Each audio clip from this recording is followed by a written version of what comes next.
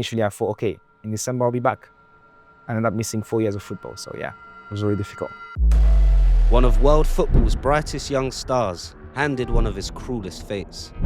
This is the story of Charly Musonda, a name that once echoed across Europe's biggest clubs.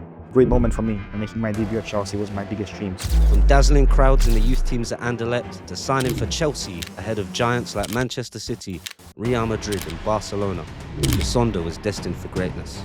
To give an example, I think the one I would quote would be Charly Musonda. Great movement, he was quick, he would send players both ways, he could take defenders both sides, he could score goals, he could make goals.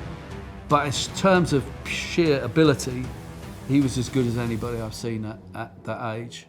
A magician on the ball, his pace, his passing and his dribbling was electric. Touted as the next Eden Hazard, Charly wasn't just following footsteps, he was ready to carve his own. I made my debut with Hazard and I think it was Michi. 3 Belgians in the front. I think that doesn't happen in Chelsea, like in the history it hasn't happened. But then, it all came crashing down. Injuries struck, season after season, setback after setback, the dreams slipping through his fingers. One of them just says to me, listen, you have surgery, you won't come back from this. It's impossible. Yet, this isn't a story of defeat. Because now, Musonda is rewriting his legacy with a brand new mission and a hunger to inspire. Perspectives on rising ballers, this is Charly Musonda. Raw, real, and in his own words. I've been thinking about this for a while, but it's time for me to announce.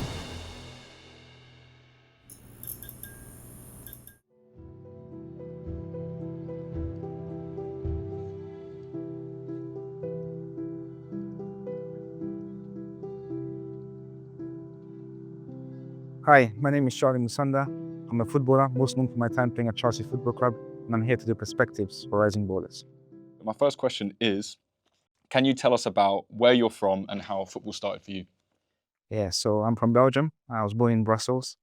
On the football side, for me around the house, growing up around my brothers, my dad used to be a football player as well.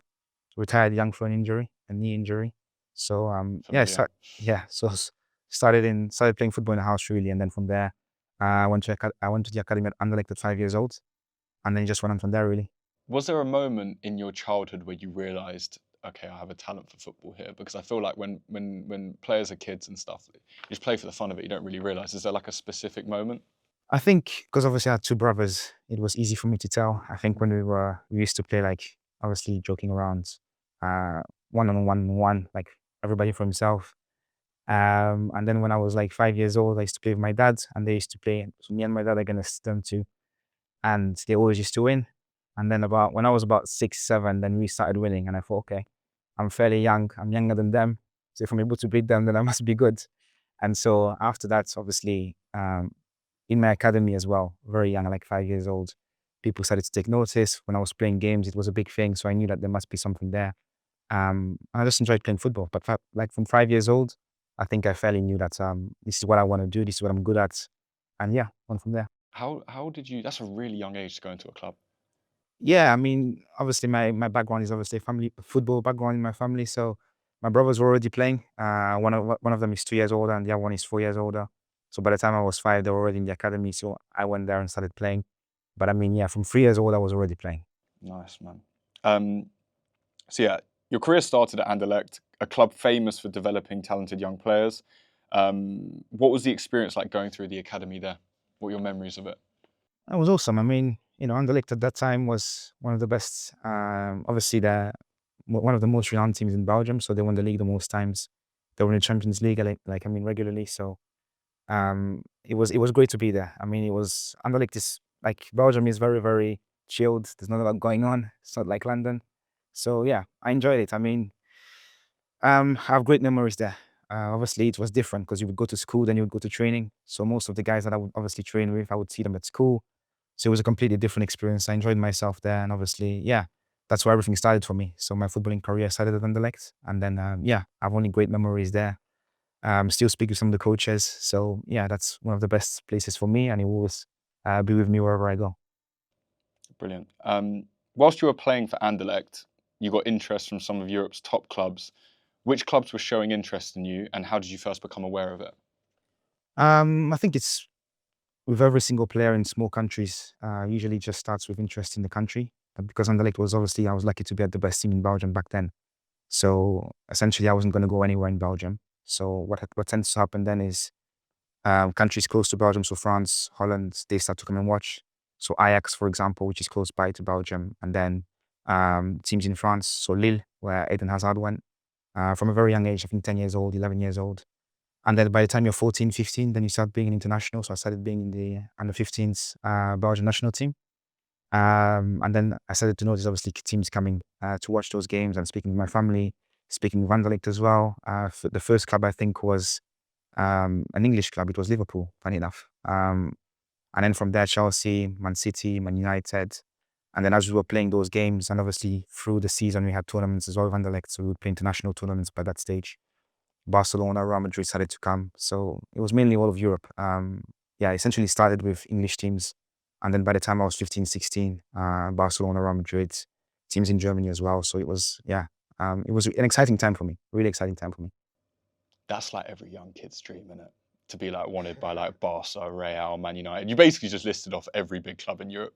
Yeah, I was mean, interested between in England signing and you. Spain, it was an exciting time. It was obviously it's a dream come true. At that time, obviously Barcelona was really huge. It was the time when obviously they had Messi, Guardiola, Xavi, Iniesta, Busquets. So they were a great team. They were known around the world, and I think being able to go there and visit the academy, La Masia, and I still remember now it was an amazing experience. Obviously speaking with Real Madrid, I remember having a tournament. We'd lost the game 5-2. I remember scoring twice in that game. And the Real Madrid coach after the game came to me and came to speak to me and said, "Listen, we would like for you to come." And so yeah, at that age, obviously, everything's happening very fast, but you're also aware that these are very big clubs. It's what you want to do in the future. So it shows that you're doing something good as well. That is a huge promise. So yeah, everything was positive at that stage. So Real Madrid, Barca, Liverpool, Man United, everyone's trying to sign you at sort of 14, 15 years old. You end up signing for Chelsea. Why did you pick Chelsea, and how did that happen? It was simple. I mean, it ended up being between Chelsea and Manchester City. I think most of the clubs that I was speaking to at that age, it was mainly to go to their academy and to sleep in their academy. For example, Barcelona, they had La Masia, so players would go there and sleep there and do everything within the exactly. And other clubs was, I think, typically the same. So the only clubs that essentially wanted my family to come as well, which was important for me to have a support system there, was Man City and Chelsea. And it's funny because I almost went to Manchester City. I was there when Aguero scored that famous goal in the last minute. I was at the stadium. Yeah, I was in the stadium. And then Chelsea won the Champions League, and Michael Munello, which was technical director at Chelsea back then. He had played in Belgium. He knew my parents, and he just convinced us to sort of like come to Chelsea. It would be the best thing to do. Chelsea then won the Champions League. And then I went to Chelsea. It was the same year as Hazard went to Chelsea. You've signed for Chelsea. Did your brothers join as well? Yeah. So they looked after the family basically. Yeah. Okay, main reason you joined. Yeah, I mean, at that age, everybody's different, right? I think that for me, leaving Anderlecht was obviously not an easy decision. I'd been there for a long time. My family was from there. My dad played there. And yeah, if I was going to leave, then obviously it would be easier for me to have my family around. Obviously, my dad's always been a huge support for me. So it would be very difficult for me to be somewhere and not be with him. And then obviously my family's from a footballing background. So it was an easy decision for me. So my family was able to come. Chelsea were very accommodating. And so, yeah, it was an easy decision in the end. So when you joined, were you an under 16? You were Yeah, 15, right? Yeah, so I joined at 15 years old. I was going to turn 16 in October, so I was like a schoolboy. So yeah, I couldn't. The first year was funny because I essentially joined to play with the under 18s. So the plan was for me to join Chelsea and then play with the under 18s. But throughout the season, I think there was like I needed to be cleared through the PFA, so I wasn't able to have that for about 6 to 7 months. And my initial first game with the under 18s officially that year was the FA Youth Cup final. Okay, mad. So yeah, throughout the year I was training with the under 18s. Some guys were like 2-3 years older than me, and then sometimes I'd go to the 21s. But most of the games on the weekend, I used to play with the under 16s. So I used to play like with the schoolboys. So guys who were still going to school. So it was like a good experience. I got to learn like English football as well, the culture. And then, yeah, typically the guys I was playing with were still going to school. So that camaraderie, and then I would fit in there. And then throughout the week, I would train with guys who won pro contracts. So the under 18s with the youth team setup. So you're 15 years old, you've moved country. Yeah. Was it tough? It wasn't tough because my parents are from Zambia. And so at home, obviously, I spoke French and Dutch in Belgium. And then at home I spoke English, so it was fairly simple for me. I think the culture is a bit different. Obviously, in English football, it's a bit more quick. It's a bit more different in terms of technique, right? In Belgium, I sort of like had creative control when it came to having the ball, and people would give me the ball and say, "You make something happen." I came to England and I found out it was different. So it took some time as well to adapt. But no, I think in the main, my family was there, so essentially it was training in the morning, going home. So it wasn't very difficult for me, very complicated, because again, the setup was easy. Like I was doing what I love to do, and my family was there, so it was And you fairly got simple. on with all your teammates and everything, Yeah, made of friends course, of quickly. course. I mean, there was sort of like 8 guys who were my age, so schoolboys who were with the with the under 18s as well. So those guys were about 8 players who we were fairly close. So it was fairly easy for me to make friends there. And then I think everybody in the academy at Chelsea as well were just like great people. So it was fairly simple for me. Great. Can you take us through your journey at Chelsea step by step? Like what players were you playing with? Who were you around? What was the experience like? All from when you signed in 2012. Yeah, the first proper youth team I was around was mixed of guys who were around my age, and then the second years, which would be like Louis Baker, John Swift. I might forget guys like Alex Davey. I might forget some guys now, but that was the first group of players that I was with, and then mixed team with guys from my generation. So Ruben Loftus-Cheek, Jeremy Boga, Ola Aina, Charlie Colquett. So those were mainly sort of like the first few years, and then from there it progressed on. So I was then a first year, second year in the youth team. So then I was playing with younger guys as well, who progressed on from the from their schoolboy generation, which was like Tammy Abraham, Dom Solanke, Jada Silva, Fakayo Tomori. So they moved on, so we were with them as well. So that was sort of like the crop of players that I was with in the youth team. And then I was transitioning with the reserve team as well. Again, with Lewis, John Swift, and guys who were a bit older as well. Nathan Ake was there as well. A lot of players, a lot of great players. I've forgotten some names as well, probably. But great players, great setup, great coaches. So it was a great time to be there. Nice. So take me through the journey now. So you're sort of rising up the youth ranks, and then what happened from 2012 onwards, basically? Yeah, I mean, things went very quickly from the time I got there to making my pro debut in Spain. So I think the first year I was with, like I said, the under 16s, but then it was also me transitioning into the youth team every single day and training with them. So I was already a pro essentially. The first year ended up being mainly playing with the under 16s. The biggest thing there was winning like the Premier League tournament for the under 16s. We played the FA Youth Cup final. That was my debut. I came on. We lost, I think, to Norwich. And then the following season we pushed on. That's when I was a first year. We ended up winning the Youth Cup. Did amazingly well in that. We won the Premier League 2, which back in the day was called the Under 21s League. We won that against Man United at Old Trafford. The third season, again, we won the Youth Cup again. We won the Champions League of Youth. And then by the time I was 18, 19, which would be the third year, I went to Spain. Nice. Yeah. So I believe January 2016, you went to Real Betis on loan, right? Yeah. Can you tell us a bit about that? What was that experience like? Yeah, so essentially what happened is we won the youth league, and then I was supposed to go out on loan then at the start of the season. I wanted to stay. So I had a chat with Mourinho, and essentially what he said to me is, if you're going to have like playing time somewhere else, then go and play. You're fairly young, so go and show what you can do, and you can always come back. Some of the teams that I could go to then, it wasn't a certainty that it was going to be a good fit for me. So I ended up staying and playing with the other 21s again throughout the first part of the season until December. And then my coaches were like, so I had a chat, I think, with City, and there was like chat of them maybe going there, and it was crazy time. So because of playing time. So I remember having games, and most of the time coaches would say, listen, there's no point in you being here, and you should just go and have some minutes, go and play. I remember Patrick Vieira as well, being at City, after the game, just saying, listen, go and play somewhere. You shouldn't be playing in the under 21s, so go and play. And so I ended up going to Betis literally on the last day, I think, of the transfer window. It wasn't something that was prearranged. So Betis contacted Chelsea, contacted Marina, and said we would like him to go. Then it was done fairly quickly. And within the following day, I was at Real Betis training, getting prepared to play there. What was the experience like of going on loan? Were you excited to go, or were you frustrated that you weren't playing at Chelsea, or both?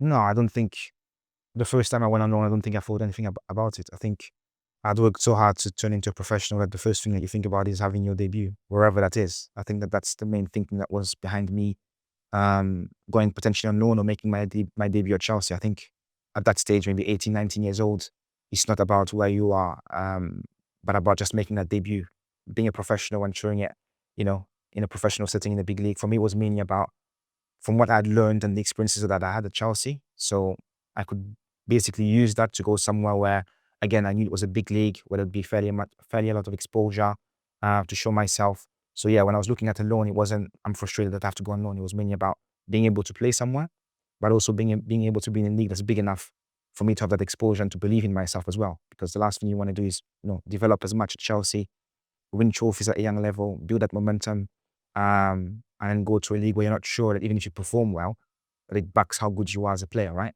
So me going to Spain, obviously La Liga at that time, with Messi, Ronaldo, Neymar, yeah, going to that league at that time when they were winning most of the stuff. Even you think about Europa League, Sevilla was winning the Europa League as well, so it was a big league. So I was just excited to go. It wasn't anything of me not being excited or happy. No, I think it was just about go out and play. You're back at Chelsea now. Yeah. August 2017. Yeah.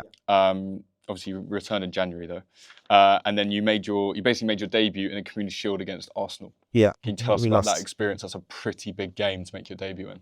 Yeah. It was a big game. Yeah, I think for me as well. I think obviously Arsenal's a big club, and there's a rivalry there between Chelsea and Arsenal. So yeah, of course, it was great to be a part of it. It was still sort of like a pre-season game because obviously the Community Shield for us, it's a build up towards starting the Premier League. Yeah, it was obviously a great moment for me. And making my debut at Chelsea was my biggest dream. So what I would say from that, it was a bit tricky. I think we were sending off, if I remember correctly, just before I'm about to come on. I think somebody gets sent off. I can't remember who it was now, but so we ended up playing 10v11 until the penalty shootout. I think it was 0-0. It ended up being 0-0. So yeah, it was a great moment. Obviously, just bittersweet because we lost, and that's obviously when I came on, as I'm about to come on, we had sending off. So yeah, obviously Arsenal controlled the remainder of the game. We were sort of like playing to go to the penalties.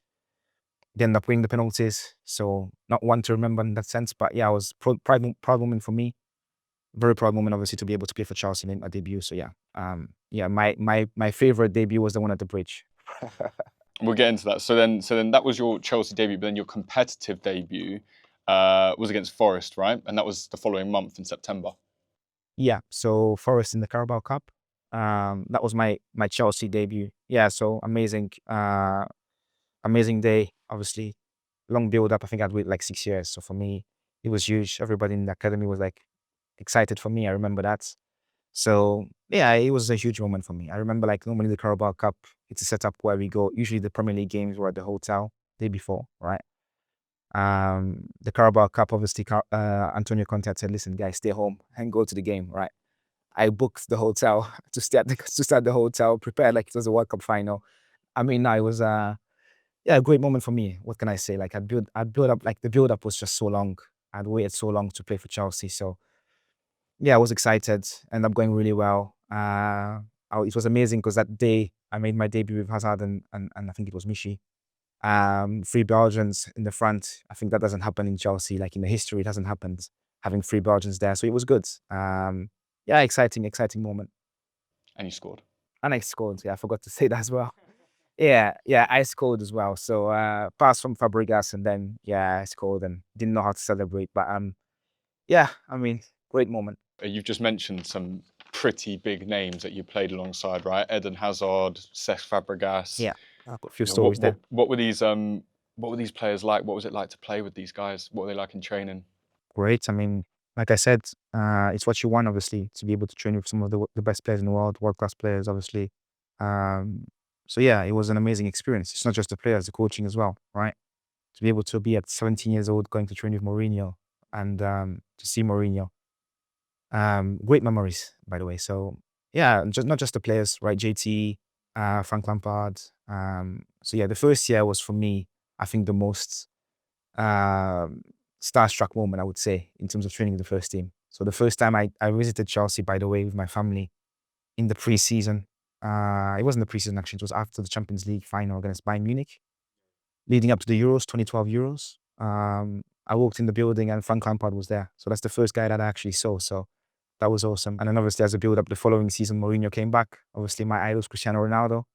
So yeah, it's obviously known that he was Ronaldo's manager and Mourinho's obviously a big figure. So yeah, I was very intimidated by Jose Mourinho. So again, training with him I remember my first session with Mourinho was amazing. So a lot going on. Big club, big players. So anything you dream of as a kid, really. So yeah. Stuff of dreams, man.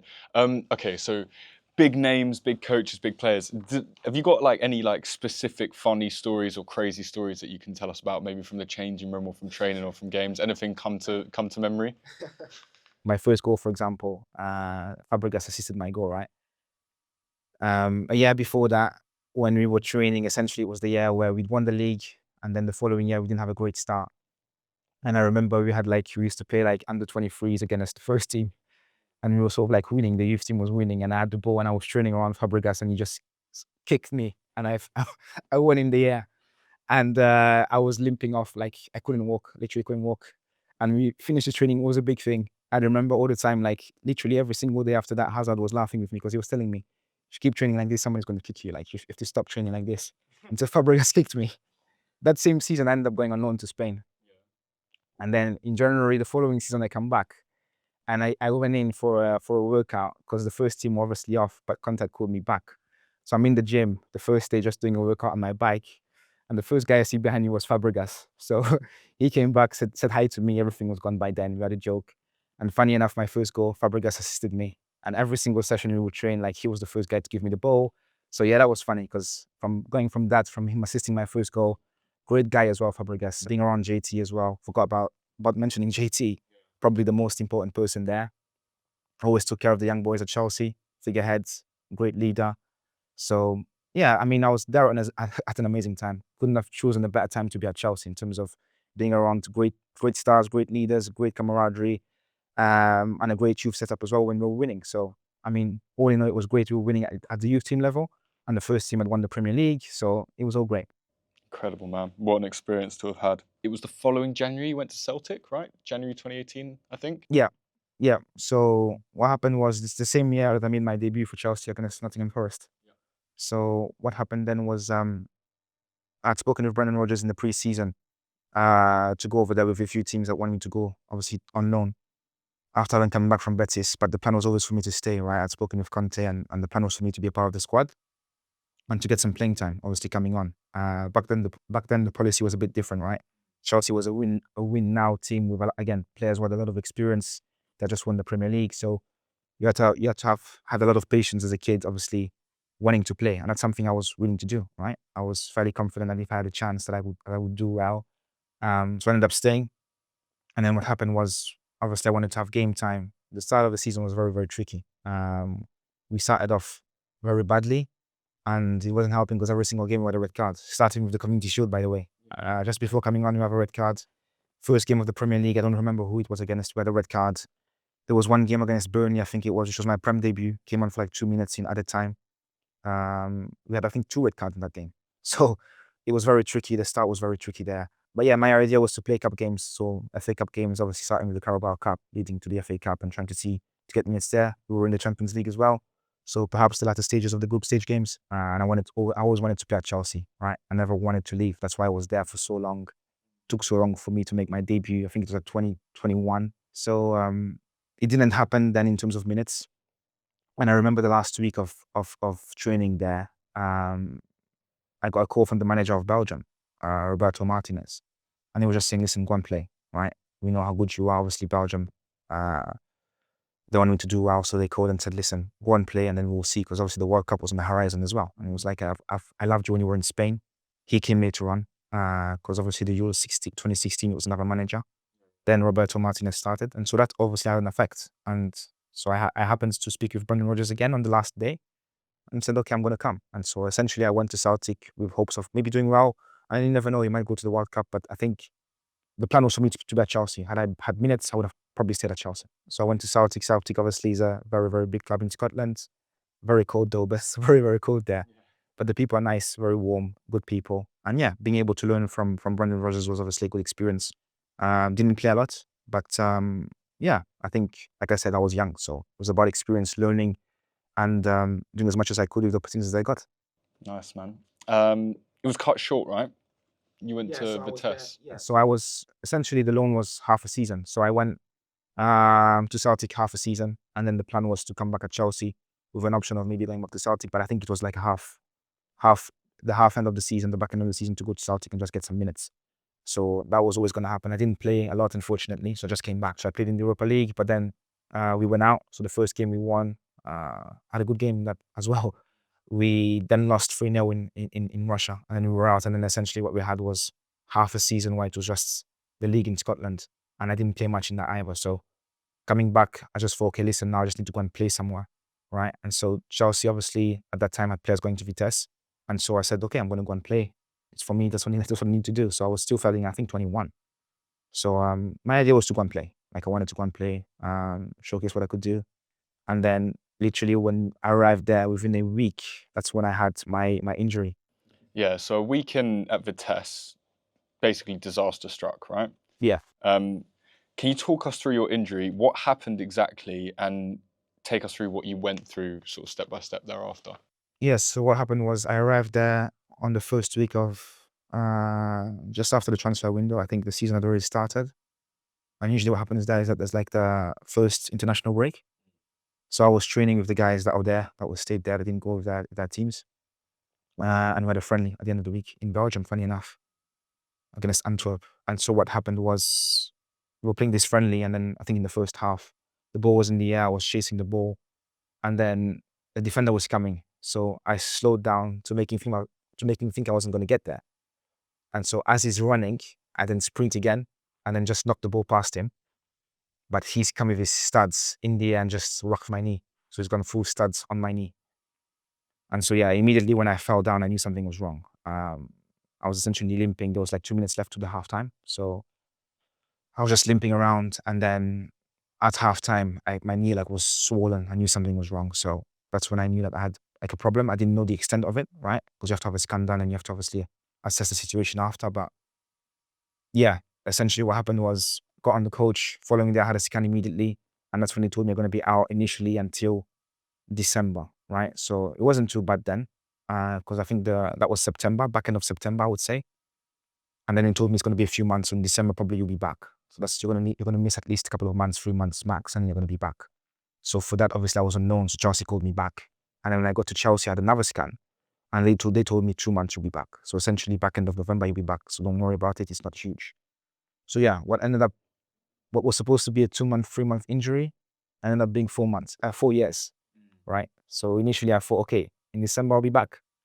I ended up missing 4 years of football. So yeah, it was really difficult. So yeah, I read that at one point. So you've had the injury now. Yeah. And then what happened after? So you're told 2 months. Yeah. What happens at the end of the 2 months then? Yeah. So what happened is obviously I got recalled back and I was doing my rehab here at Chelsea. So that was the 2018-2019 season, if I'm correct. Around September time. So yeah, they told me 2 months. So Vitesse had told me initially it's going to take until December. Chelsea had told me I'm going to come back quicker. So sometimes obviously they want me to go out and play. So and I wanted to go out and play. So obviously started doing my rehab. Things were going all right.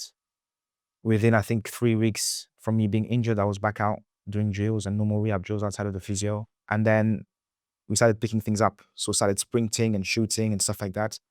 And then within a week, I had another tear. So I was doing like a sprinting drill and I had another tear. So that's when it got worse. So I think in the beginning, it was like a grade 2. And then it went straight away to a grade 3. And so that's when I knew something is wrong here. And so I spoke to Chelsea and said, listen, obviously it's killing me. My knee's swollen. I have to go and see my doctor in Belgium because my dad knew a doctor called Dr. Martins, who was quite famous for knee surgery. So he had operated Kaká and Ronaldo, the Brazilian Ronaldo, when he had tough times in Milan. So he was quite a renowned surgeon, but he was old. So basically he had stopped his practice and was in Belgium. So I was lucky to be able to go and consult with him. And so within a day, when I chose something, doing my rehab at Chelsea, I went to go and see him. And he was like, your injury, you should have done nothing for 6 weeks. You should have literally just done nothing, just walking, no running. And with a PCL tear, it repairs itself. And he said, okay, now don't do anything for 6 weeks and it should repair itself. And so that was the plan and the strategy there in terms of like me coming back. But it never got better. So there was this, situation going on of, should you have surgery? And they said initially wait for 6 weeks. Let's see how it gets. By then we were already past December when I was supposed to come back. We were now going into January, waiting, still in pain, having chats with doctors at Chelsea. They were saying, listen, don't have surgery. Obviously, because the PCL is a rare injury in football. It's not like, it tends to happen maybe in rugby or American football. right? In football, the main common ones are the ACL. So those ones, we know how the procedure goes, and we know how long it's going to take and what the comeback process is going to be like. With the PCL that you have now, with the game that you have as well, like it might take away your speed, you might not be the same, like the mechanism is going to change, right? So they were like, don't have surgery, and let's just have it repaired by itself. So let's just see how long it's going to take, because obviously you've essentially already lost half a season, and the ideal scenario here would be for it to repair itself. We get now towards the latter ends of the season, right? So I essentially went back to Vitesse and then went back into training, and it was still lingering a little bit, but it was better. I could tell it was better. And so we built up towards going into the following season now. And so that's the year when Frank Lampard was coming back.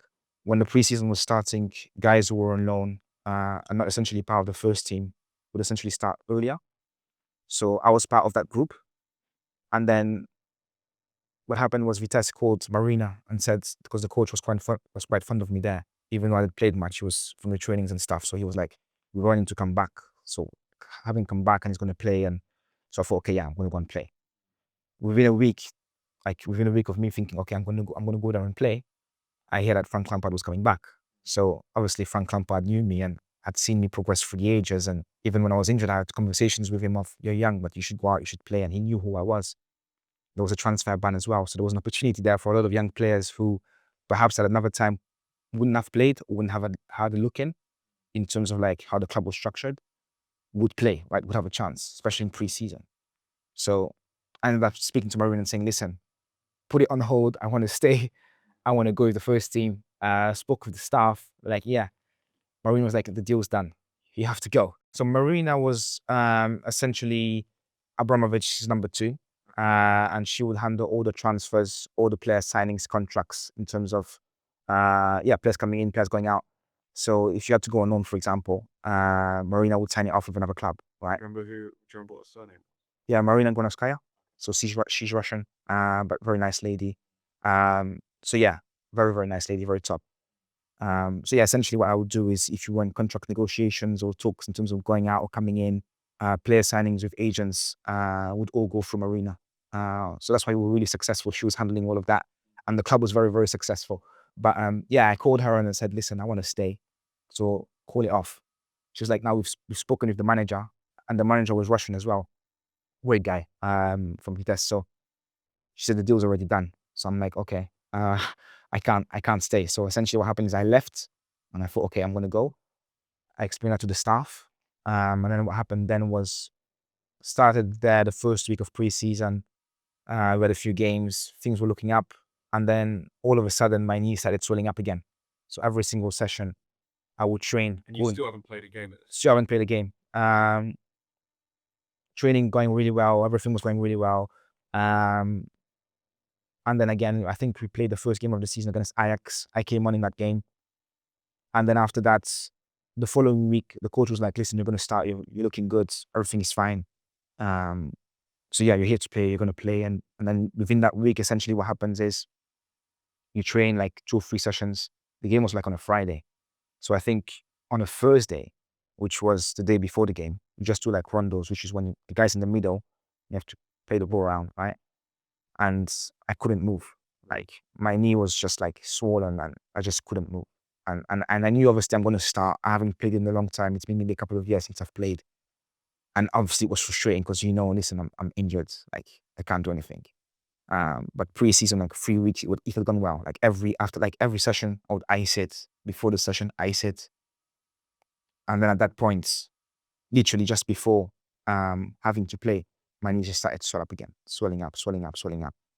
And then the morning session, literally the day before the game, you do nothing. So I was like, maybe you do nothing before the game and then you go to the game. But that wasn't going to work because I couldn't move. So essentially when I was in the middle, couldn't move anywhere, I just said, listen, there's something wrong. I'm going to have to go back. Spoke with the manager and he said, okay, I obviously understand. And so yeah, I went back. I went first to Belgium immediately from there because obviously it's right around the corner from Belgium, Holland. So I drove to go and see my doctor. And he said, it's a grade 3. You're going to have surgery. There's nothing you can do, right? There's literally nothing you can do. And I understood already. Like, I knew something is wrong. I couldn't walk. And how long are we from the first time you injured it now at this point? Now, essentially, I got injured in September. And now we're the following September. So a year. And the conversations there were, okay, surgery now. it might not change it might make things worse in terms of like the PCL on the back of your knee. It's not a common injury in football, especially for your playing style. It's not going to help. So I was like, okay, we kept it going throughout. We saw it out until the end of the season. It got better. So I wasn't feeling any pain. Just like marginally when I was training, I could feel some pain, but it wasn't like before. I could sprint, I could do stuff. A lot of players play with knocks and some pain. So I went into pre-season again with a bit of pain, but it wasn't that much. By the time we were starting the season, that's when now it's just starting to swell up. Every single training, it's swelling up after training. So I can train well, but then after training, swelling up. What happened thereafter? So I get injured in training. My brother drives me from Holland to Belgium. It's about a 2-hour drive. See my doctor. He's like, you have to have surgery. He doesn't even have a scan or anything. He just touches my knee. And he goes, listen, you have to have a surgery. I ask him how long it's going to take. He says about 10 months. 10 months. If things go well, 8 months maybe. So I go, okay.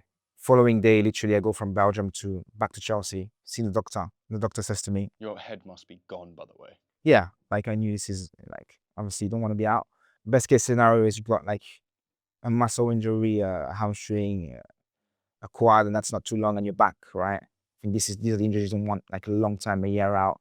You don't want, and then when you also know it's not a frequent or common injury, it's also worse, right? So head's gone. I go back to Chelsea, speak with the medical department there, the head guy, the head doctor.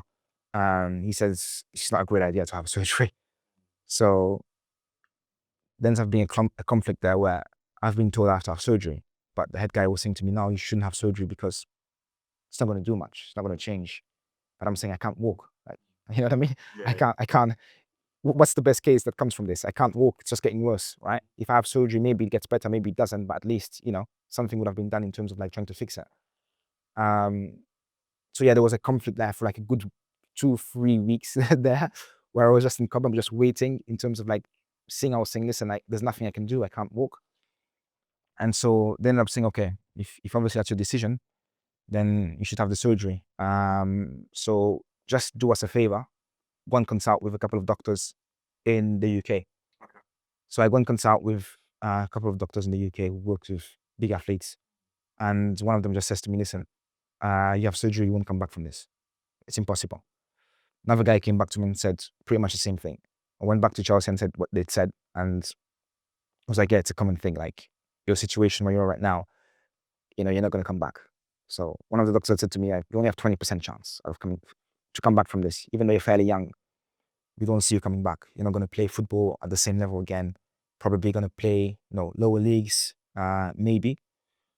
So yeah, that was very tough to hear, obviously, at that age, especially because I hadn't played for a long time as well, right? I think it's different if you've been playing as a professional for a long time, like you've cemented your place, you've had a lot of games, people have seen what you can do, right?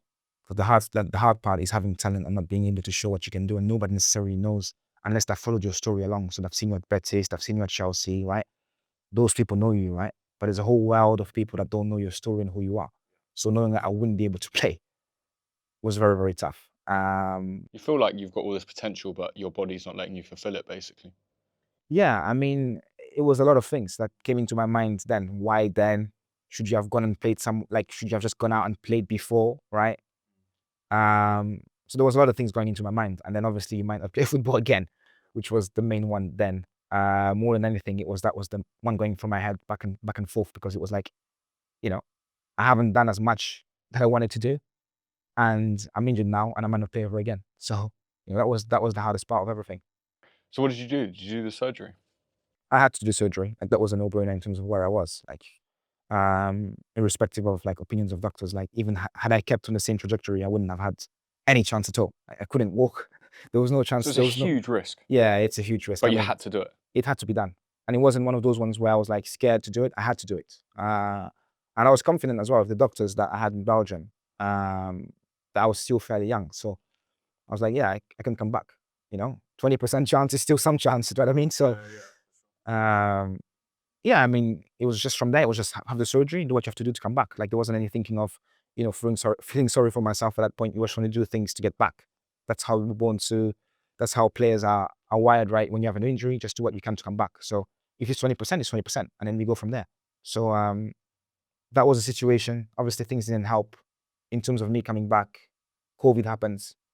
We're stuck at home. The rehab is obviously again delayed. Things get tougher because when I'm coming back now towards the time I should have been coming back, there's restrictions in place in terms of how long you can use facilities, how long you can have physios, how long you can have treatment. So all of that's just derailing things, and things are getting harder and harder, right? So instead of it being 10 months, it was longer. Can't go to the gym, can't have a physio, can't have a doctor, don't know what's going on. So yeah, it's just yourself really putting ice, using the machines.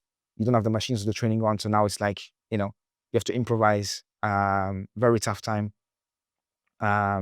Things start to ease off, and then I go back to Chelsea, but obviously I knew I was delayed. I chat with my doctors at Chelsea saying, yeah, for preseason, there's nothing I can do really. Essentially, we have restrictions sometimes for rehab. I need to be able to push on and crack on where I can do this the whole day. So they were like, yeah, but there's nothing we can do here in terms of like timings, because with COVID, there's restrictions put in place, not just by us, but by the Premier League, by the FA, that you have to be there for a certain amount of time per day, right? So I have to get a membership to a gym in David Lloyd's. So I was staying at Hilton Hotel, going in for Chelsea training, rehab essentially. And then in the evening, I was going to David Lloyd's, doing rehab there, working in the gym there, and just doing that on the back end, and it wasn't getting any better. But I got back to training on the 16th. I trained, and my knee was still swelling up. So I was speaking to Chelsea and saying, listen, it's not going to get better because I can't do the things that I need to do. So I probably have to go somewhere where I can just focus on rehabbing like the whole day. And so I looked at going to America. Problem was visas and stuff. It was complicated with COVID. And Dubai was open. So Dubai was one of the places where restrictions were in place, but stuff were open. So in terms of like physios, recovery, personal coaching, stuff like that, everything was in place. So I said, okay, listen, I'm going to head out to Dubai and I'm going to do my rehab full force until I'm all good to come, and then I'll come back. The head doctor had said, listen, we don't want you to do that. Obviously, it's always like that in clubs, in big clubs, especially when you're saying, I'm going to outsource my medical team and just go from there. There's always a conflict because there's a medical team at Chelsea. But yes, and I have to go and do my rehab. So I went. And that's a backstory to me leaving the club. So what happened before leaving is Cudicini, who used to take care of the long group players, right? My contract, I think, was expiring back then. I had like a year deal left on the contract. And he was like, okay, you can go. But we need to sign a contract before you leave, so that you can come back and then go on loan. And I was like, listen, I'm going to focus on my rehab now. And when I come back, we'll see, right? I can't go from not playing for a whole year. I've had an injury that's been really, really tough, serious injury. And then, you're signing a contract and go on loan straight away in January. That's not sensible. Like, doesn't make any sense. So I essentially just left and I went to Dubai to do my rehab, which didn't sit quite well with Cudicini. And so, yeah, I basically paid for everything. So medical team, physio, personal coach, nutritionists, and again, every single day it was just like full on rehab. Nothing much to it. I was staying in a hotel, using the gym at the hotel, and then bringing everybody there just the whole day, literally just doing the same stuff. And I was very lucky. I essentially did that for 2 months. So I was out there for 2 months. Very expensive, but worth it. But yeah, I came back in January and no pain since then. I was free. Like again, from then on, I never felt anything in my knee. So it was a good decision in the end. But yeah, it came at cost later on. I can imagine, yeah. Your injury story is one of the saddest I've ever heard about in football. You went over 1,000 days without playing a professional match. I imagine you've had some pretty low moments as a result. How did you cope mentally, and do you have any advice for other players going through similar experiences? That's a deep one. Well, mentally, obviously, it's not easy because you want to play football. That's all you've been doing as a kid. You get to a level where you can now live your dream and play for probably one of the biggest clubs in the world. So you're just right there. And what I always had in my career with me was you're just right there, right? And that's always been the hardest thing. So yeah, it was very difficult. I was just right there in many ways. Like, I played, made my debut, and I was just right there waiting. I got injured, I came back, done my rehab, and then as I'm getting better, I'm just right there and I have to go on loan. But just before leaving, the manager, Frank Lampard's coming back, Jordi and Joe are coming. So they're asking me, are you okay? But I'd already gone. So again, it was just, and then when I leave, things are not getting better and I have to have surgery. So it was just a lot of situations to deal with in terms of frustrations, because I'd worked so hard. At that time, it's probably that time I was working the hardest in terms of my career, in terms of my focus, my head, my drive. That was essentially my dream, and I was giving every single thing, but every single time something was just not quite right, and I was literally just right there. So yeah, my worry was never the talent, right? It was never me being able to play, and I think that's something that's fairly known. I mean, I'm not the one to talk about that. I'm just saying in terms of me personally, the way I felt, my biggest frustrations was always that I was just right there, you know. It's so unfortunate. I mean, it's life. At the end of the day, if you're talking about giving advice to young players, I would say that, it can happen to anyone. I think, just because you lose doesn't mean everything you've done is bad. Just because you win doesn't mean everything you're doing is great. I mean, sometimes life just is the way it is. And that's why part of my story is now looking to do stuff for players. But yeah, the frustrations, the moments of sadness, being depressed, it's what it is. I mean, it's part of the game. I mean, the only way to get through those things is to stay tough and to keep on going. And on the back end of it, like I said, I eventually came back. It was like 4 years nearly without playing, but I eventually came back, and that was one of the things that I wanted to do, regardless of anything that was going to happen in my future. To get to a stage where I could just come back and play football again, that was for me, it was like a win, a massive win. So yeah, that was the story. I mean, it's very tough. It's a long time. Like, people don't realize how long that is, how sad it is, how alone you are, because you go from, being with guys every single time. What I do for football, what I find the most fun is obviously the camaraderie, going on trips to the games, and, getting ready for games, but also the training, going up against defenders, getting tackled, going up again, and you're not able to do all those things. You have to watch games on TV. Chelsea at that time had a lot of young players, so things were changing, but you just can't be a part of it. So yeah, it was a very difficult time. I was very depressed at like very, very like low time for me in terms of, watching football. Like, I didn't even watch football, to be honest with you. So yeah, I'm a sports guy, so I used to still watch like the NBA and the NFL and stuff like that, but I didn't watch football. So just like Champions League latter stages and bigger games like finals, but normal games which I would normally do, I didn't watch, no. And the truth was that I had worked so hard to get there. So the hardest part for me was, I think, had it happened somewhere else, had I been playing at another level, had I not gone through the development process at Chelsea and all the years that we'd had, and obviously being fundamental in terms of being a key sort of like figure in the youth teams, that building all of that wasn't easy. Like, it takes a lot of time to do that. Like, coming from another country and then having to adapt, having to build yourself with it. It's like, compare it to like going to another class or another country when you're young and you have to fit into another classroom, another group of friends, and build again. It's the same thing. I went to another country, you have to fit in, you have to do things, obviously, in relation to the culture here in the UK, and I built that over years to be now someone at Chelsea. And again, obviously, before coming to Chelsea, people already knew this is like Charly Musonda, but it's different when you're at Chelsea now, because it's a big club, right? And you've built that. And so to be that close, and for it to be like, it's an injury, it's like, had I played 50 games, 70 games, and, like a lot of youngsters played, and I would have gone, okay, listen, it's what it is. The problem was I didn't play that much. So that was the hardest part for me to take, that I didn't even get to play that much, And for it to be like an injury and that derailing me for that long, it was just like, the exit was even worse. Like, the exit for me, like, killed me. It killed me mentally, it killed me everything. Like, it was the worst thing.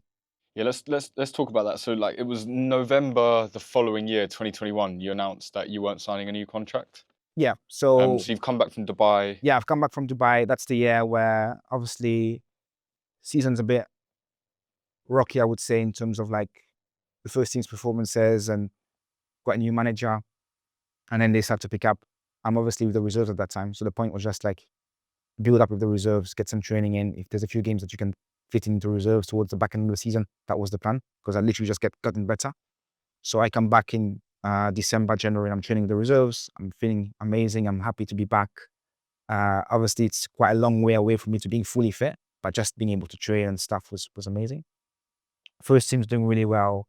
It's obviously COVID, so again, the buildings were split, so you wouldn't see the first team. Like, and then towards the back end of the season in the car park, one of the days I ran into Thomas Tuchel, the manager, and they were getting ready for the semi-final against Real Madrid. I think it was Real Madrid. Not sure now.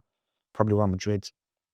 And he just says, like, how are you feeling? He'd known me from probably the past as a young player. He was at Dortmund, so probably at that time there was probably interest there. Just how are you feeling? How's things going? It was the first time I was meeting him. And he just said, I'm looking forward to seeing you, coming back. And I said, don't worry, I'll be back for pre-season. Like, my mind was always pre-season, I'll be back with the first team and we'll see from there. So yeah, I come back to pre-season, and then that's where things were a bit tricky. And that was the end of me at Chelsea. Things happened very quickly. So I thought I was going to be there for pre-season and then try and impress and then be a part of the first team and build up slowly. We start the season, so the loan group, players who were essentially on loan, come in early, which is fairly normal. It happens all the time. And so we start training. And then the plan is within the following week, everybody, including first team players, train together, because guys would come late from the Euros. So it would just be one group. So the manager would take it and just train all together.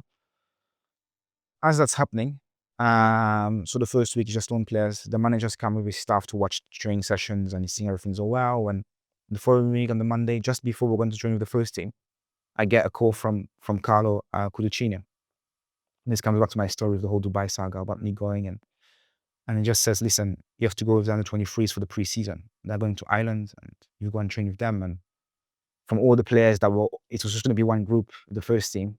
I was the only one who was supposed to go with the 23s, right? I was like, something is really wrong here. And so I essentially spoke with, I was lucky because that week when we had training sessions, just a lone group, the manager had come. And I was lucky because I had a brief conversation with him then where they said, we're looking forward to seeing you next week. You're looking great. And that was it, like nothing much, right? So I knew that, okay, something must be wrong here. So they came to me like, Carlo, and that was a completely separate. So Chelsea, again, if people are not aware with like how clubs work, it's like there's a lot of divide there in terms of like a manager isn't always aware of what's going on with players who are on loan, or there isn't always a link where everything that's going on or that they tell you is exactly how the manager sees it, right? Which happens in every single club. It's fairly common. But for people might be thinking, why are you thinking a certain way if somebody's told you something? It's because I had spoken with the manager. He was like, yeah, we're looking forward to seeing you next week. And so I ended up calling the staff, right? And I was lucky because one of the members in the staff used to be in the academy setup. And I was like, I'm being told that I have to go to the 23s. And he's like, let me speak to the manager and see. So within like half an hour, comes back to me and says, no, we thought you were here on Monday. So I was like, that's weird. Like, what's going on? So they said, no, you're coming to us on Monday. I get another call, literally 5 minutes later. You're with the first team. It's all fine from Carlo. It's all fine. You're with the first team. So that was already the beginning of it being strange. I had no idea if it was from the beginning, from me going to Dubai to do my rehab, and he wanted to sign a contract, and I don't know. I'll never know. But there was always that like weird feeling there. After that, started training. Things were going fairly well. The manager was like, "Yeah, you're looking good." Like, so now my knee's fine. Now I'm feeling well, and it was all positive. We went the trip for the preseason that season was in Ireland. So we go to Ireland. And we have one training, 2 trainings, and I have COVID. Out of all the players, right? I have COVID, and my back's hurting, my head's killing me. And I went to training, and I thought something is wrong. Like my back was killing me, my head was killing me. But I was training, and then after training, we had random tests. I have a test, and they're like, you need to go to your room, you have COVID. So everybody packs up. They all leave, they come back to the UK, do pre-season here, and I'm stuck there for 2 weeks in Ireland in my hotel room. And I'm like, oh my God, like I've worked so hard to come back and I'm derailed again. And then by the time I'm coming back, the season's about to start. So then that's when the talk started about contracts, because I had a year left on my deal essentially. And they were saying, it's when I came back, I had a chat with Peter Cech and Carlo Cudicini, who were the guys dealing with this, not the manager. And they were saying, sign a contract, take a pay cut and go on loan, right? And I was like, if the manager tells me to do that, I'll do that. If the manager says, listen, go on loan. But I had a sense of, I can build my way back up, right? And what happened there was they were saying, no, you don't have to speak with the manager who wants you to go on loan, take a pay cut and then leave. I was like, okay. I eventually spoke with the manager and he was like, there's a bit of like animosity going on between a department at the club and you. I love you as a player. Like, I obviously know you. And everything that you're speaking about makes sense. But I already knew this, so it wasn't something that was like, when you've spoken to somebody a few times, you already know what the relationship is like. Had I known, obviously, before that there was nothing there, I'd have said, yeah, I'll probably sign a contract to go on loan. And I said to him, listen, there's a lot of games here. I can build my way back up, and all I want is an opportunity. So he was like, yeah, I understand. There's a bit of an animosity around your name, and I can't deal with it because obviously you were injured for a while. So I can't just go in there and, clash with other heads. But he said, obviously, there's nothing I can do on that side. So essentially for a week, they were like, sign the contract and go on loan. I was like, I was just like thinking about it. I was saying, no, I want to be here. Players from the Euros come back. So now the squad's getting like thinner and thinner with guys going on loan, and we have like a training session where the loan group is training and the first team is training. So the loan group is still with some of the first team players. So the manager's still taking it, but then after that, there's an in-house game with the first team players who come back late. So what's happened there is we're training in the morning, finish my training. I'm literally showering in another building on my way home, and the kitman comes to me and says, the manager wants to see you. Like, there's 10 minutes left in the in-house game. Go and play. So I'm literally changing my clothes again, going all the way back to the first team building, getting my boots on, going to the in-house game. There was like Reese, Mason, the guys who came back late, and Golo, like guys who come back late don't have any in-house, and I played 10 minutes in that. So I knew that the manager had some sort of like interest in me, but I just couldn't push a button with a few things that were going on in the club. So I said, listen, I will stay and I'll play for free. If I do well, then there's like incentives for me to, again, sign another contract. My contract was running out. I was going to be free at the end of the season. I said, I don't have to sign another contract to go on loan at 25. It doesn't make any sense. Well, I believe in myself and I've worked so hard to come back. My dream's always been to be here, right? And so it's either I build my way back in terms of like fitness and so go that way, or I have to leave. Like, there isn't in between here. I don't see the reason of me going on loan, taking a pay cut, then go somewhere else, and then at 25, it's either you can play here or not. So I'm at the back end of this. And so from then, there was no other alternative for me than obviously leaving as a free agent at the end of the season. And so I knew that it's going to be difficult for me to stay. And that was around November time. And if I wasn't signing another deal to take a pay cut to then go on loan somewhere, the transfer window was gone. So that would probably be in January as well. It wasn't something that I wanted to do. There was no path there. I'd rather start afresh if you're on the back end of the contract. And so the decision there was I had to go. So I knew in November I'm going to leave. That was the hardest time probably in my life in terms of having worked so hard to come back, having the injury, building up, and then knowing that from November already, not at the end of the season when it's finished and you're like reassessing how did the season go. Okay, you didn't play well, or you're still injured, you're still in pain, it's not going to go well, whatever. It was literally starting to get better. And I'm getting fit now. Like, I can train. There's no problems whatsoever. Trainings are going well. And this is something like the first team, like, staff knew as well. So that was also another frustrating thing, was that I knew I had to leave. So from then the situation was, you're going to train with the under 23. So it wasn't even a manager's decision. It was mainly another decision in the club. And it was like, you're going to train with the under 23s. And if you don't sign the contract, then you're going to have to go. And so I knew that I'm going to have to go. And that's what ended up happening. So you're pretty heartbroken to be leaving the way you did as well, right? Yeah, I mean, there was a lot of stuff going on. Mentally, there was a lot of stuff going on that year in terms of where I was at. I think I needed a break for about 2 weeks in the year. So I spoke with somebody that come and said, listen, it's getting a bit too much for me.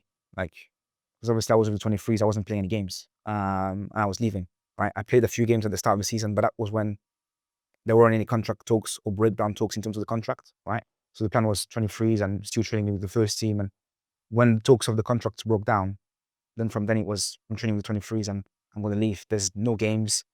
And the hard part was that, like I said, I'd been injured there for like 2.5 years already, 2.5 years, going on 3 years. And I'd worked really, really hard. And for that to end the way it did was, heartbreaking. I mean, more heartbreaking the final day when I had to actually leave. But I mean, from then on, knowing, okay, I'm here for a while now, let me just enjoy the ride. That's essentially what I wanted to do. So I knew that, listen, these are the last few months at Cobham. It's going to be, obviously, it was from the start to the end, a lot to take in because I had great memories, great people around the building, people starting to leave gradually. So managers that I used to be with starting to leave, starting to coach, first teams elsewhere. And so things started to change gradually as well around the building. But in terms of like the youth setup, people were still there and people in the academy were still there. So they knew I'm leaving. So it was just like a situation where I had to make the most out of it, enjoy the most that I could. And then, yeah, you know, look towards what was going to come next on the horizon. But I think it was very tough. The last day was the most difficult day. I think I cried in the car. I mean, getting out of the car park. But took some time off. I went far away in the world, far away. I went to America, but far, far, far. And yeah, my head was just like gone. Like, I mean, it was just very difficult. I knew that it's the end. Like, there was no going back. There was no, you know, and yeah, I mean, the toughest part, like I said, was not being able to play. Had I played, I think, more fit or done a bit more in terms, even if I played bad, by the way, even if I had like, you know, 20 games and like 15 were bad, like really bad, I would say, do you know what? You did what you needed to do. You developed, you got to the first team, and, you know, it wasn't meant to be. It wasn't good enough. Like, but like, that wasn't the sense that I had. I had a few games. It was always a few minutes here and there. It was always like the game against Nottingham Forest, essentially was able to score in that one. We had another game against Crystal Palace that we lost. I came on, I had a chance, we lost just 15 minutes. Again, couldn't really judge that one. We had a game against Brighton, but I played in the Premier League again. Had an assist in that one. Played in the Carabao Cup, which is probably my worst game, this one against Everton. Worst game I've ever played. But I had an assist to Rudiger. I had that he scored. So it was like in terms of like performance-wise, it was very difficult for me because like I knew I was at a stage where I was just right there. Like, if you had a number of games and a track record, that track record at that time, the way I was feeling, the way I was playing, I know how and what I could do. That's why things went well in Spain. That's why, you know, I know what I could do. And so the hard part was leaving and not having played as much. Walking away and knowing that, you know, maybe it could have been more, but it is what it is. Yeah, man. Okay. So you officially left summer 2022? Yeah. So what happened? What happened after you left Chelsea? So I left Chelsea, and then I went to Spain. So I went to Levante in Spain, which was like a championship team in Spain. They had just come down, and the plan there, they had a project where they wanted to go back up. And so what tends to happen with most leagues, when, let's say, in the Premier League and you go back down, you have support from the big leagues. So salaries, they were quite able to pay big players to come and create a big team to go back up to La Liga. And for me, that's what I needed. I needed to go somewhere where it was a step below, but you'd have some game time. So yeah, I went to the championship in Spain. I went to Levante. And so things didn't go quite well. The first few weeks, obviously, they knew I had an injury. So the idea was always to build up. I wasn't going to go right into it and play every single week. It wasn't going to happen. I hadn't played for it's going to be 4 years now, by the way. So the plan was to build up, and then November, around those times, start to play. So that was always the plan. But we had a bad start to the season. Manager gets sacked. And then another manager comes in. I have a couple of injuries there. And then mentally, even myself, at the start of the season, I was building back up. I was so excited, training really, really well the first few weeks. And then I had an injury. And then my head just went again because I was just like derailed, and you miss so much time. And every injury now is like, feels like it's 3 years. Yeah, it's like PTSD. Do you know what I mean? It's not like you get a free injury and it's like you've pulled something and you've just been playing for about a few months, and it's like, okay, let's, you know, recover, let's get our mind right, and let's go again. It's like you've missed 4 years. Every little setback, it's just adding and adding. So I remember one game at the start of the season, when I came back, my first game when I came back, we were losing 1-0. I think it ended up being a draw. I come on and I was in the changing room, and it was the first game back. And I was crying in the changing room, like just crying. And I had nothing. I was feeling well, and I should be happy that I'm coming back, but I was crying. And a guy came to me and said, listen, you've been training well. We know what you can do. The time's going to come. Why are you crying? Like, you should be happy. You haven't played for about 4 years. And in my mind, I didn't tell him, but in my mind, I was like, I'm so far off because this is a game that I could have done, made a difference. If I was fit 100%, like I could have won this game. That's the mentality that I had. I was thinking like, wow, this is just it's a lot. Like, it's a long time. Like 4 years is a lot. You don't realize that it's a lot. And so any little setback that I had, like an injury or like a pull, or like, you just feel like a setback. Like, it's just a lot to deal with. But yeah, I was there for the season. I ended up making my full debut in the Copa del Rey, so the FA Cup there. That was a great moment for me. My first, obviously, time that I was starting. Played again against Atletico Madrid. So yeah, I was feeling well. In general, I was feeling well. When I got the sense that I got from that season was I wanted to build towards the following season. It was a season where it would be a bridge to me being now fully fit. It would take you a year to adapt again, play professional again, and then come back the following season. The problem was we ended up basically on the last day not getting promoted. So that was tough because the plan there was for us to go up, and then that would have been you in La Liga. So that would have been great. Even though I didn't play much, it would have been a great start for you to build momentum. Everybody ended up leaving the club in terms of financial support. La Liga wasn't helping anymore because that was our second season in the Championship of Spain. So and everybody ended up leaving essentially. And I said, listen, I'm going to stay because I haven't played much. I'm going to stay here and I'm going to see what happens. But obviously the club financially, it was my contract. It was very difficult. So I had to leave like everybody else. And so I had to go. And so the last day of the transfer window, I ended up leaving. And that's how essentially I was there. I was supposed to be there for 3 years. The plan was to go up. And after a year, I ended up leaving again. So it was very tricky. I would say it was very tricky in terms of not knowing the future, right? Because when you were at Chelsea, for example, I was always used to like 5-year contracts or, being there for a long time. So essentially the first contract that I signed as a schoolboy would take me to like 19 years of age. And then the second one that I signed is the one that took me to 2022 essentially.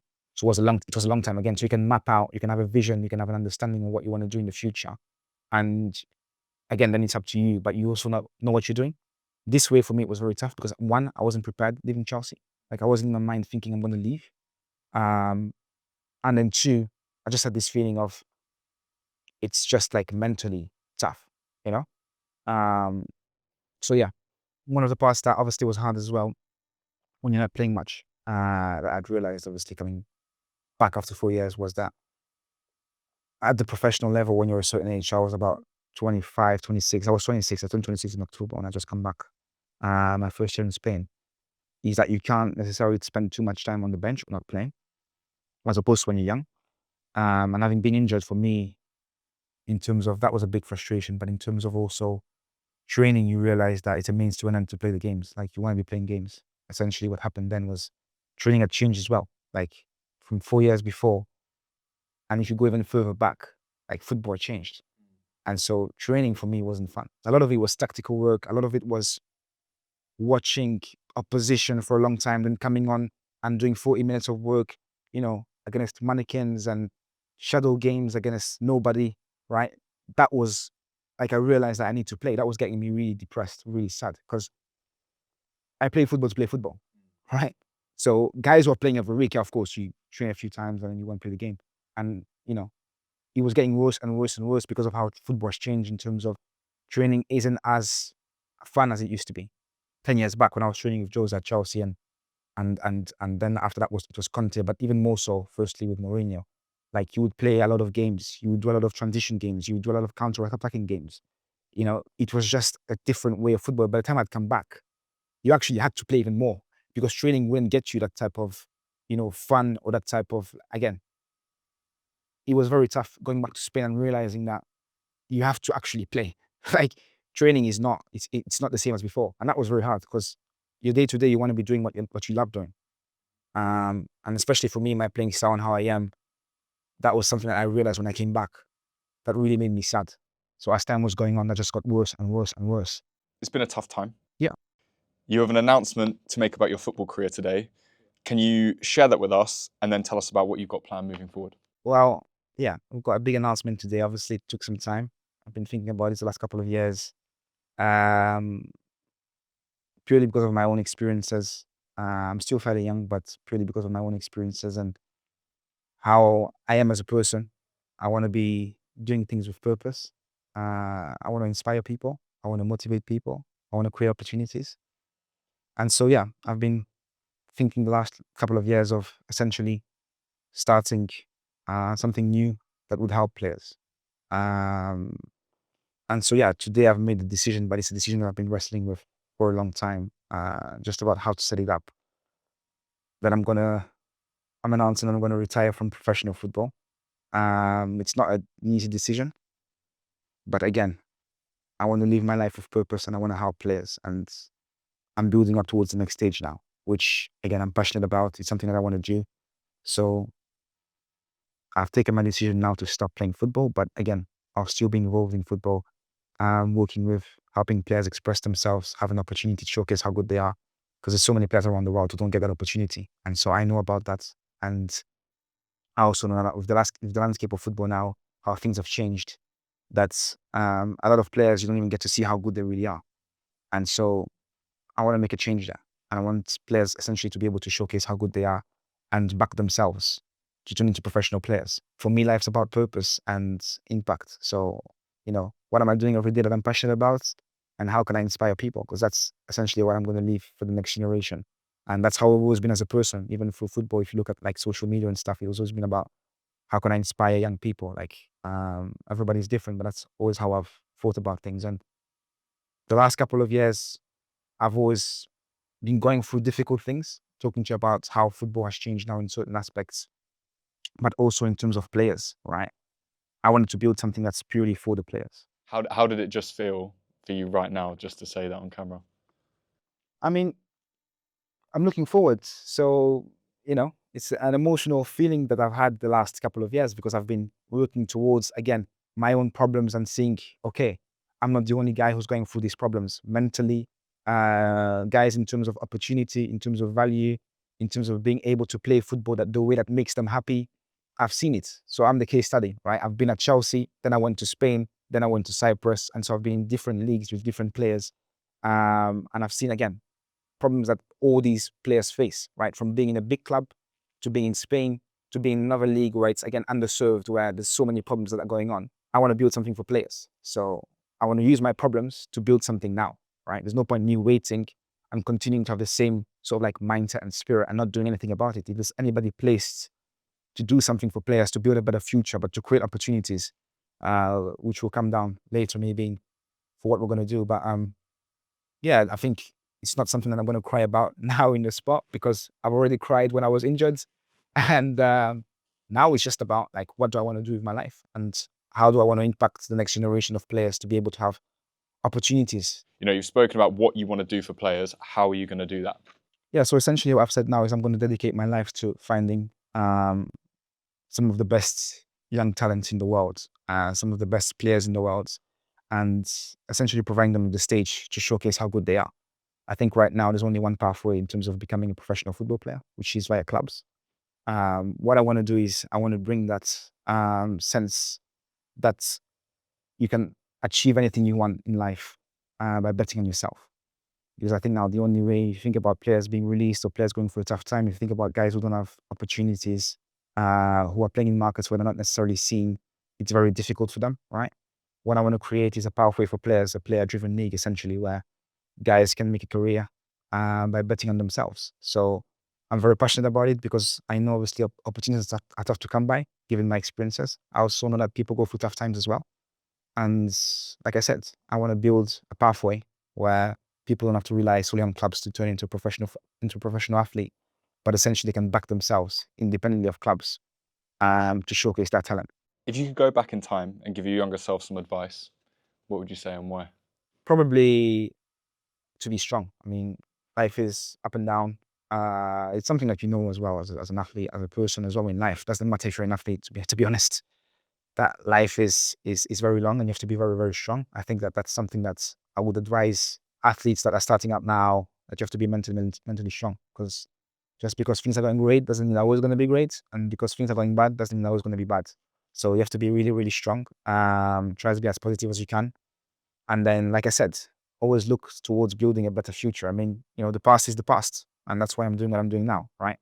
I could lament and feel sorry for myself and think, what am I going to do? Keep the same type of mindset. What I want to do is use my story essentially and look after players, and essentially allow players to motivate and inspire generations and again, where they come from and their families. And I think there isn't enough out there in terms of thinking about the players. And so I want to showcase like talents around the world and make sure that these guys have an opportunity. And again, when you think about players as well, there's different player pools, right? There's guys where everything goes well, but there's also guys who have been unfortunate with injuries.